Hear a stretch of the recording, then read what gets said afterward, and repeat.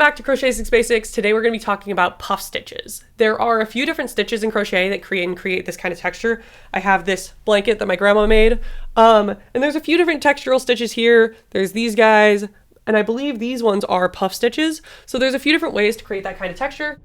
Puff stitches are the one we're going to be focusing on today. Now I have this piece already made. I've done a row of single crochets just so I have something to work into, and I'm going to chain 3. I'm just going to move a little bit into this row with half double crochets just so I have a little bit of space to show you guys how they work. Now, if you watched the last video, you already know about increasing and decreasing. So I'll show you a half double crochet decrease just as an example before we get to the puff stitch. So we're going to do a yarn over and insert into the next stitch, and we're not going to do that final yarn over and pull through.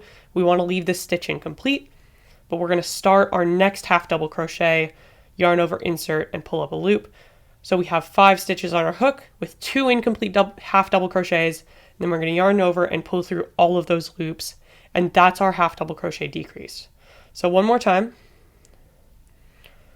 First half double crochet, yarn over, insert, pull up a loop, yarn over, insert, pull up a loop for our second, yarn over, pull through all of those to finish the decrease. Now a puff stitch is a little interesting because what we're doing is we're half double crochet decreasing all into the same stitch, and that's what creates the texture.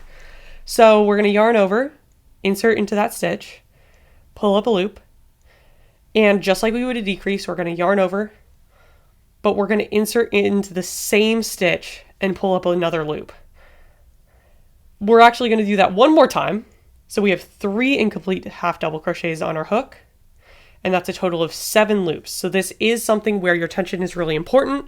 You really want to make sure that you can slide your hook back and forth and that you can do that final yarn over and pull through. It's a little tricky without catching too much on the loops on your hook. So I'm going to move over just a little bit and show you guys one more time. So we're going to basically do a half double crochet decrease using 3 stitches into the same stitch. Puff stitches can go, from what I've seen, 3 to 5 half double crochet decreases. We're going to do 3 because it's easier. So we're going to yarn over, insert into the next stitch and pull up a loop, yarn over, insert into the same stitch and pull up a loop, yarn over, insert into the same stitch, pull up a loop. That's our 3 half double crochets that we need to decrease on. We're going to yarn over and pull through all of those guys at once. And this can be difficult. If you've been following along with the patterns on the Crochet 6 course, that's how we make these guys in the second cinch stack pattern.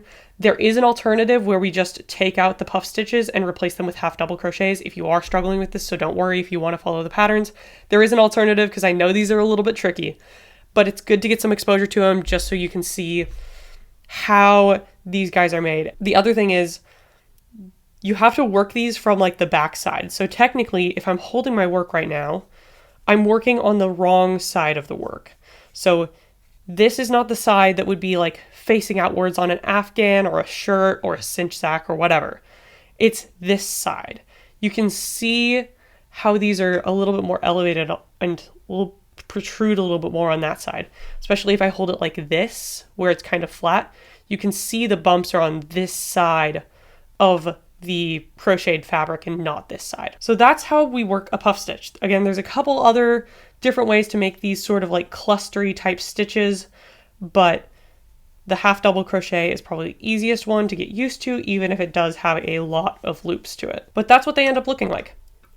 It's just a nice way to add a little bit of texture to whatever you're working on. But that is the puff stitch. In the next video, we're going to be talking about how to work into the back or front loops only, which is also a great way to create texture, and we do that in here on that second cinch stack. So I'll meet you there.